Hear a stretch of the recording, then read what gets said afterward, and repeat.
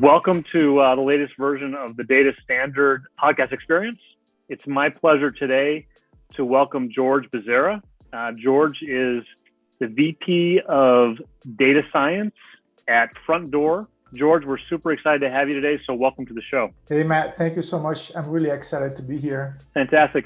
So I want to remind everybody, who is the Data Standard? We're a community of data scientists, engineers, architects, executives, and really just data enthusiasts. And the goal here is really to get to know members in the community, to shine spotlight on kind of their experiences and really to learn. I mean, we're excited to have you and we're excited to learn from you. And let's just dive in.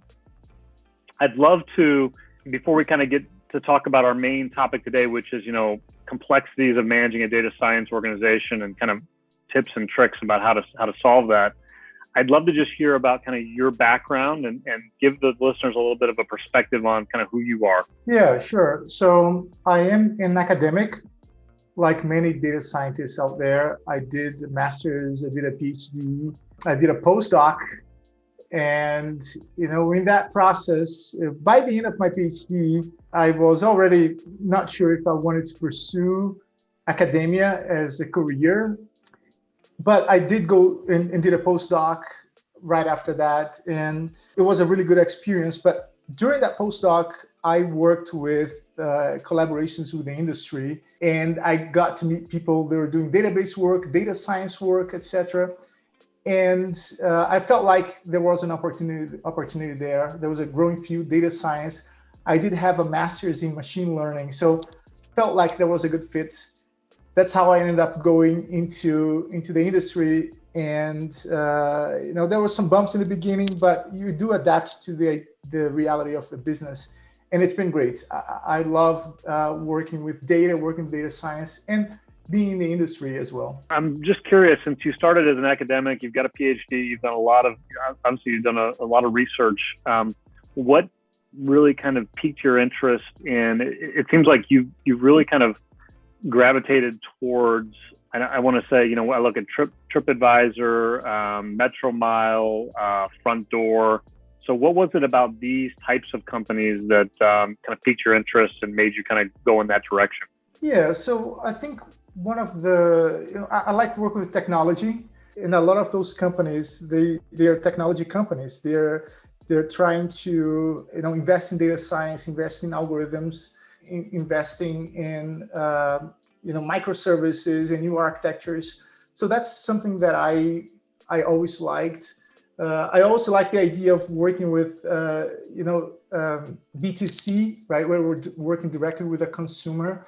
So those things are things that attract me. And apart from that, every company has their own challenges. So as you said, I worked at TripAdvisor, and then TripAdvisor is e-commerce, travel industry. Metro Mile was AI-based car insurance using telematics. And it's very different industry and very different types of problems that you're trying to solve with data. And now I'm working at Front Door, which is more of a services company, but there's investing heavily in technology. We're trying to become a technology company, and all kinds of challenges come from that. But as you move from industry to industry and company to company, the types of problems that you have to solve change. And I love that. I love learning about the problems. I love actually figuring things out. That type of challenge excites me. Okay, I can see that. So let's talk a bit more about Front Door. I mean, it looks like Front Door, although you're kind of pivoting and doing this digital transformation, Front Door as an entity has been around for quite a while, right? I think since the early 1970s. Is that correct? That's right. Partially. So Front Door is a company that is actually pretty new. I think it's been around for maybe 3 years max. That sits on top of legacy brands. So what those brands do is they provide home warranties. What is a home warranty? Home warranty is something that, let's say you own a home or bought a home. It's something that you buy, you purchase for like a whole year. And if something goes wrong with your home, we go and fix it. It could be plumbing, electric, appliances. So we leverage a very large network of vendors, contractors, or professionals who can go and recontact, and that person is scheduled to go and help you. Because we have such a large network, we can, and we also have a lot of volume, we can provide services at a very low price. And so it's advantageous for our customers to have that type of service. Now, it is true, some of those companies like American Home Shield have been there for 40 years, and we're the largest provider of that type of service. But what we're trying to do is to invest in customer experience and technology to make our operations a lot more scalable, a lot more efficient. We're also investing in a couple of new areas, one is our on-demand service. Instead of being a subscription service or a yearly contract, it's actually on demand. You go on the website and you find a pro who can go. We have this, our brand is called Pro Connect. We are also investing in another piece, which is our brand called Stream, STREEM, and they do augmented reality. And the idea of Stream is that you can use your phone to show what's going on in your home, and pro can look at it without having to go, to your house. Wow. And they can help you diagnose the problem and even help you fix what the problem is from your home. So we're really trying to push the envelope here for an industry that, as you said, has been there for a very long time. That kind of reminds me a little bit about what's going on in the healthcare sector with telehealth, right? The idea that you can, have a doctor's appointment and have them, do some sort of checkup, and you sit in your home and you just log on to a call. I mean, it's a little bit different, but some similar ideas there around trying to make it easier for the consumer, right? At the end of the day. Okay, so I mean, this is a fascinating use case. Just the kind of things you went over there. Can you talk a little bit about the challenges for a company like yours, which has, I imagine, lots of legacy infrastructure and processes that you have to, obviously, now you as front door are kind of sitting on top, but you still have, I assume, a lot of legacy that you have to work with or work around, right? Yes, those are real challenges. So there are two parts of that challenge that come about. One is the technology side. So we want to invest heavily in technology, but you still need to work with what's already there. So one example is you might have some monolith database on top of which all the applications run. You can't simply break that up and start doing business in a new world. We actually, sure, you take small layers apart and start building services on top of that. But you also need to make sure that that's synced up with the old system so that things run properly. So that is a big challenge on the technology side. So you're always working around those constraints that if you just start with a technology company where all those problems are solved, that's just a reality that's quite different. So that's one of the challenges there. How do you get started when you have nothing and you still have to work with the constraints of the existing systems? The other problem is really the mindset of the culture, right? If you have a company that has been successful for many, many, many years, and people have been doing the same thing the same way for a very long time, it is challenging for you to go and start changing the way they do things. And not only people themselves, like the processes themselves. For example, if you wanted to add data science to one of those processes, it might not be trivial to do so. For example, one of the problems that we're solving right now is vendor selection, right? So whenever a problem comes in, let's say you submit a service request, we need to define what is the best vendor or best contractor, the best pro that can help you. And we have legacy algorithms that used to do this, and there's a lot of human in the loop that go there and talk on the phone. And so the way the company works, the way the processes are set up, they're not necessarily set up for that type of automation where an algorithm can just go and make a decision. So a lot of the work with bringing data science to a situation like this is about talking to people, understanding the processes, and working out what the processes will look like once you have that machine learning model. So in a different situation, you might be in a position, let's say you work for e-commerce website, e-commerce company, and you build a new recommender system. And it's pretty obvious how the machine learning model fits into all of that. But if it's an industry that it hasn't experienced that, you have to be your responsibility augments into understanding a lot more about the process, the business processes that are in place, and refactoring that together with the business such that the algorithm will actually fit in there and start, producing value at scale. Got it. So let's talk about kind of some of the best practices. I mean, you're doing this now with, I'm sure there's all kinds of different processes you're having to kind of go through that patient kind of, a lot of talking to stakeholders and probably some negotiating and some pushing and nudging. What you're describing is not novel. I mean, there are many, many other companies that are facing these same types of challenges. So what's working in your environment and what's helping you accelerate and move forward kind of the data science initiatives that you have on your plate? Yeah, there are challenges that are very specific to what I'm doing at Front Door, but some of those challenges that we face, as data leaders in our day-to-day jobs, they also apply to technology companies and all other. I have experienced problems in other companies as well. Apply to Front Door, but also apply to them. And I'll give you an example. One of them is data as an afterthought, right? So What do I mean by this? I mean that, let's say you have a product-oriented organization where product and software engineering, they work very well together. They have this very tightly coupled process. And they have defined this product development process, but they also need help from the data organization. They're going to need to ingest that data, to process that data, analyze it, and report it. But the challenge here is that culturally, or at least in terms of processes, data is not being considered as one of the primary pieces of the product development. And so the planning that happens with software engineering does not happen with data.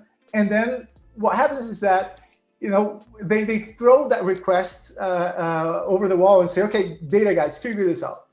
And unfortunately, there was no consideration in terms of what's the roadmap of the data? Can they fit in? Do they have the resources? And this creates a big problem, which is we have data leaders and data teams putting out fire because comes up a request of high priority. No, this needs to be done now. Stop everything you're doing.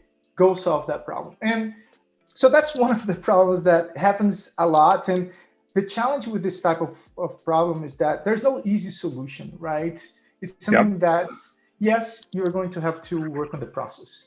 Yes, you're going to have to change the culture. But changing the culture is not something that happens from one day to the next. And it's not something that you're ever going to solve and stop working on it. It's something that you're always going to have to work on it.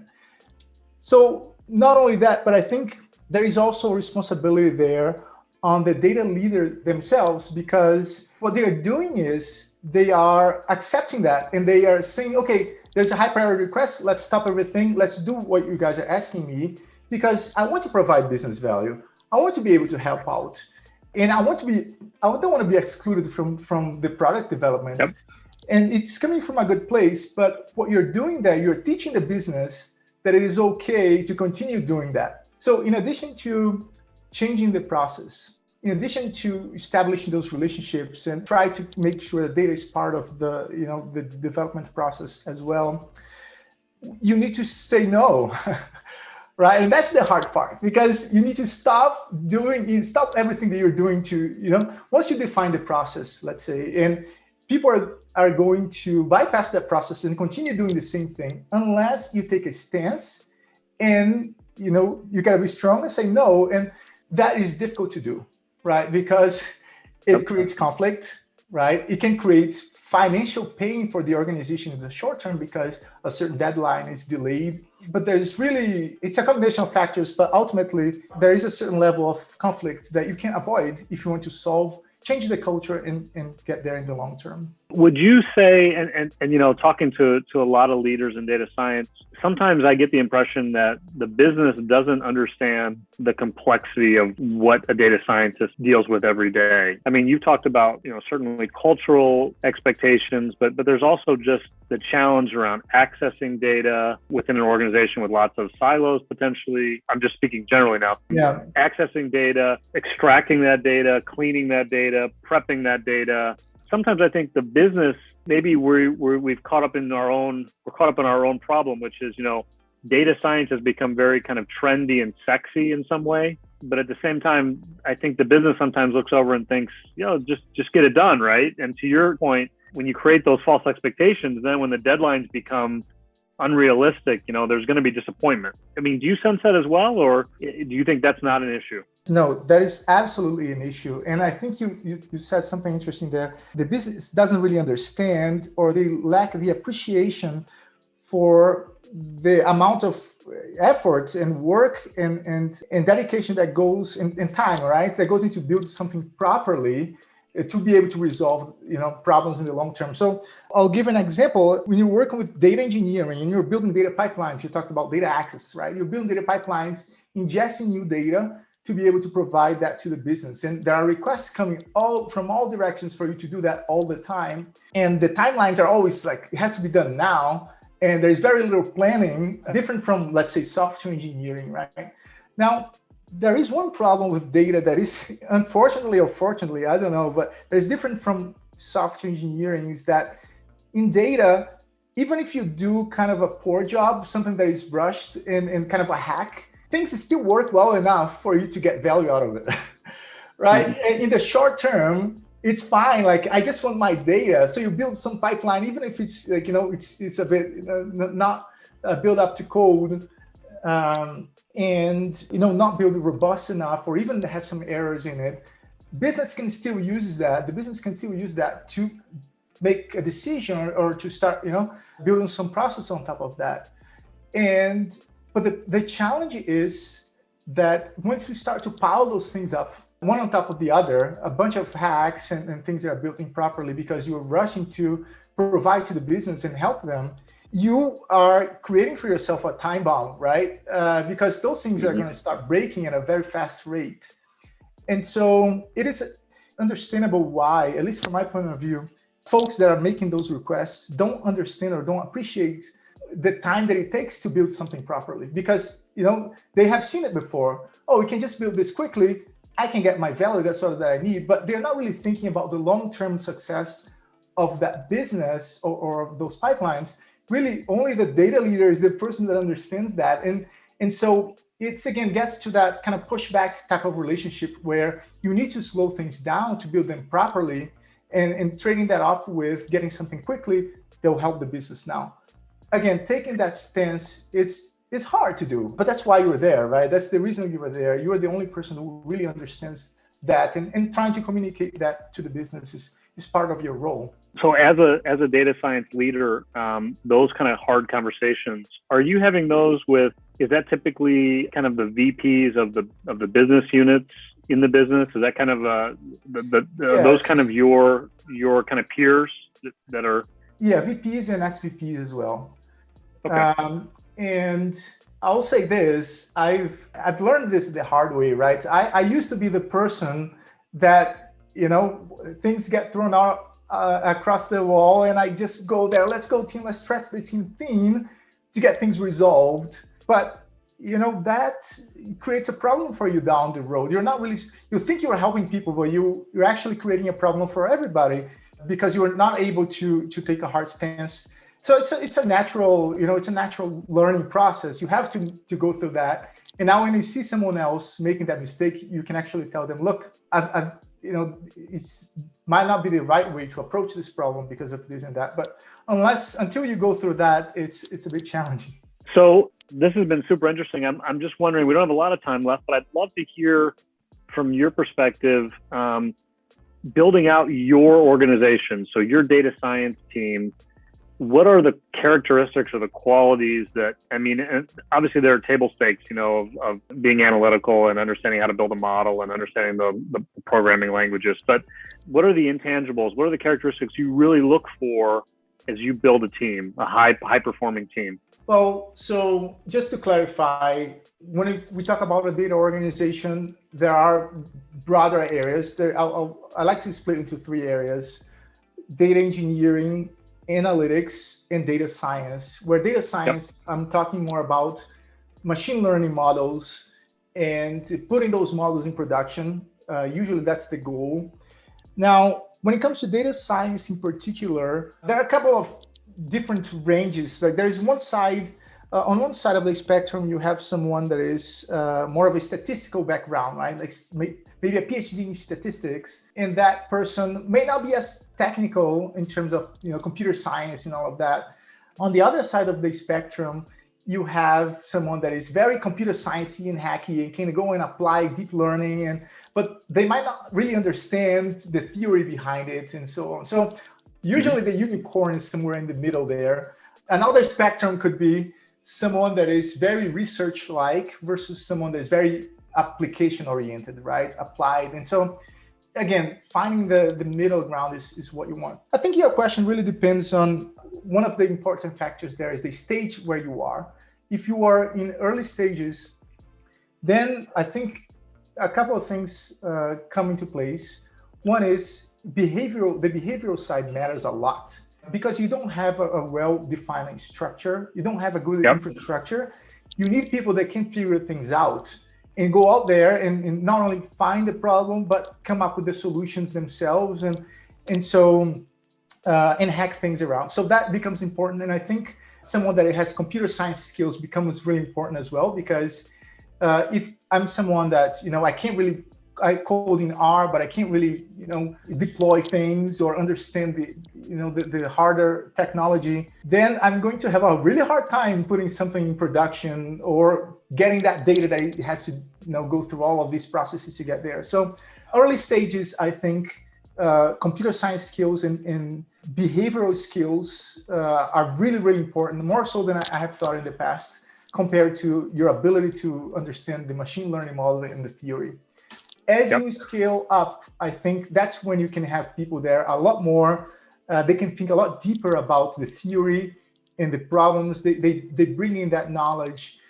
Could be, again, a statistics PhD or a machine learning PhD who really understands, the theory, and they can raise the bar of the technical quality of the work. So that's usually how I think about this. Okay, I love your perspective there on kind of stage of growth for the company and size of the organization. I think those are really great points that have to be taken into consideration when thinking about who you want on your team.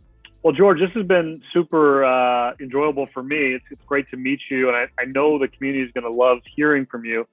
If folks want to reach out to you, what's the best way for them to contact you and to network with you? Yeah, I think probably the best place is LinkedIn. Just hit me up on LinkedIn. I usually accept anyone who gets in touch, and happy to have conversations from there. Yeah, that's probably the best way for now. I have an article that I'm putting together that hopefully I'll share on LinkedIn soon about what we talked about today, like what are some of the organizational challenges, which hopefully people can also reach out to me and provide their feedback as well. That'd be great. And we'd be happy also on the Data Standard to push that out over our social channels and put it on our website as well. So again, I just want to thank George from Front Door. It's been super enjoyable. And I think, I know I've learned a lot. I think the audience will as well. Appreciate it. All right, Matt, really big pleasure here. And yeah, appreciate the opportunity. Thank you so much.